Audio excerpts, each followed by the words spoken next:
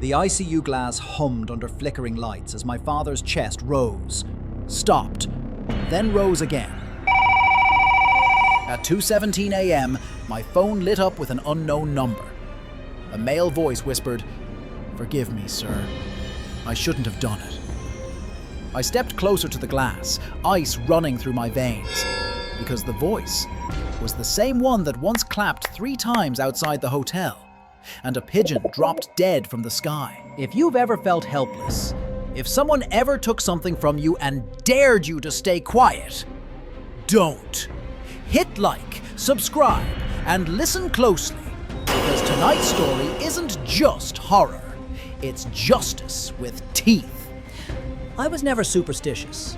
My father was. A devout, gentle hotel manager who tied his hair in a small braid because, as he'd say with a smile, born a kshatriya, heart of a Brahmin. He lived straight, no alcohol, no smoke, no shortcuts. He believed goodness makes its own armor. Turns out, some people wear knives under their smiles. It began with a dream in November 2022. Dawn was still a bruise on the horizon when I jolted awake, breath strangled, the hospital smell still in my nose. In the dream, a doctor had said, "I'm sorry, your father didn't make it." I called him. He joked, "They say if someone dies in your dream, his life actually gets longer." But his laugh thinned when I told him it was Brahma Muhurta, the time when dreams stick. Boss, he said, "don't fill your day with shadows." Back then, I lived in Jaipur for a new job. Every weekend I'd take the bus home to Udaipur. We'd walk the old bazaar, buy my mother a warm shawl, joke about how Dad should finally retire. He always refused. "As long as my hands move, sickness won't catch me." That weekend, though, he coughed like gravel and waved away his own weakness. I noticed the shaking, the yellow at the edges of his eyes, small things that didn't feel small. Then the calls started. My mother, my sister Neha. "He's still at the hotel. He didn't come home." That fear is how the bad gets in. 15 days later, he collapsed at home. By the time my husband reached Udaipur with the car, my father's skin was gray clay. The government hospital admitted him without debate. CT, scans, bloods, doctors chewing the inside of their cheeks. One muttered, "Why did you bring him so late? His liver is severely infected. Pus pockets, solidified. Alcohol? Number. Smoking? Never." They narrowed their eyes, not believing. We pleaded. We promised he was clean. Medicine first, then a minor surgery to drain what they could. He drifted in and out of consciousness with tubes like pale snakes everywhere. At night, he slept. At night, he watched. When I looked up, he'd be staring at me with eyes that weren't his. Glassy, unfamiliar, like someone else had slipped behind them. I read hymns to him. Radha, Krishna, Hanuman Chalisa on loop from a tiny Bluetooth speaker that never seemed to need charging. When the prayers played, he softened. When I paused, his face darkened, jaw taking a stranger's shape. "Don't stop," he'd rasp. "Don't let them in." "Who?" I asked once, stupidly. He turned his head, winced, and whispered to the ceiling. "The heavy breathers."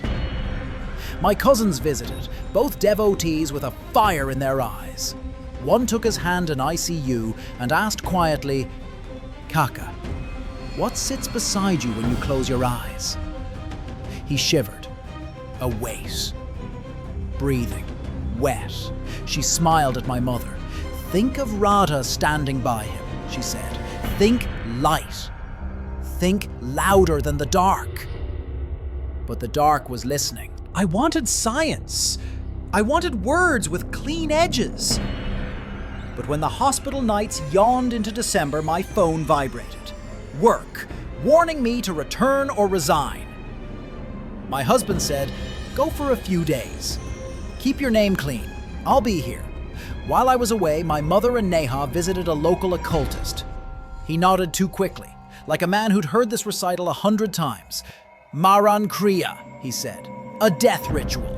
He pointed to a man from the hotel, the guard my father had hired, then fired for harassing a guest. I remembered. Gujarati ladies, luggage like disappointed mountains, and a guard whose help bit. My father walked him out by the elbow. The guard hissed, "If I can't work here, you won't work anywhere." A week later, he clapped 3 times under the hotel awning. A pigeon fell dead like a stone. The occultist demanded a sacrifice. My family, devotees who wouldn't crush an ant, hesitated. I called my spiritual teacher. "Choose whatever keeps him alive," he said. We agreed to a symbolic ritual. For 3 nights, my father's condition dipped, like the curse was thrashing. He was discharged. He came home. And the guard clapped again, somewhere we couldn't see. My father withered from 65 kilos to 30. He saw gods at the foot of his bed, demons behind my shoulder. My gentle father hurled gutter language like his mouth had been loaned to something that hated us. I wasn't going to let it win. Karma is patient. I am not. I still had the dream's chill, the pigeon tumbling, the whisper at 2:17 a.m. "Forgive me, sir." That voice wasn't prayer, it was fear. I moved like a believer, planned like a skeptic. The hotel had cameras. I told the receptionist, "I'm here for my father's things." She gave me his locker keys. His notebook read, "Manmohan, 3 claps, pigeon fell," underlined twice. I found Manmohan in a back alley, scanning ankles for sacred threads. "You clapped and a pigeon died," I said. "Magic, right?" "Faith," he corrected. "And a price?" His smile thinned. "An apology." "A confession," he laughed. "Bring your gods." Nothing touches me.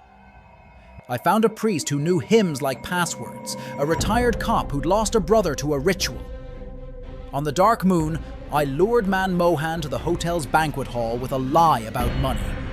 The priest chanted across the street, lamps blazing. Manmohan stepped in, breath fogging. "Spirits love empty places," he said. I clapped 3 times, my signal. The temple bell pealed. Mantras flooded the room. He flinched. "Who's there?" "Say it," I told him. "You poisoned my father." "I mixed it," he confessed. "I marked him." He was arrested, not for sorcery, but for what the law could name. That night, the unknown number called again at 2:17 a.m. I let it ring. Revenge doesn't bring the dead back. It opens a door so the living can breathe. A week later, the journalist's piece aired. A hotel's dirty secret. Staffer accused of ritual harassment and food tampering. Not the headline I would have written, but the truth was braided through it. The video of the pigeon played on loop. My recorded confrontation leaked. Nothing supernatural, just a man choking on his own ego while a temple bell refused to be quiet. The hotel suspended 3 managers who'd ignored past complaints. The owner staged a public apology. Manmohan, face a shade paler, stared from a police jeep as the crowd murmured his new name: murderer. In India, the law doesn't recognize sorcery, but it names harassment, tampering, threats. With the cops' guidance, the hotel's shame, the journalists' hungry eyes, we filed what fit. Manmohan was arrested, spitting, pretending to faint. Nobody caught him. I visited the hotel one last time. The old banquet hall smelled of dust and resignation. I stood where I'd knelt by the trunk and whispered to the empty space, "He's not here anymore." I clapped once, twice, thrice. Nothing fell.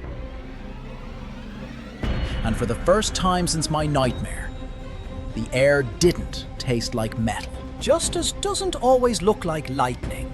Sometimes it's a camera in a ceiling vent, a bell that won't stop ringing, and a daughter who refuses to swallow silence.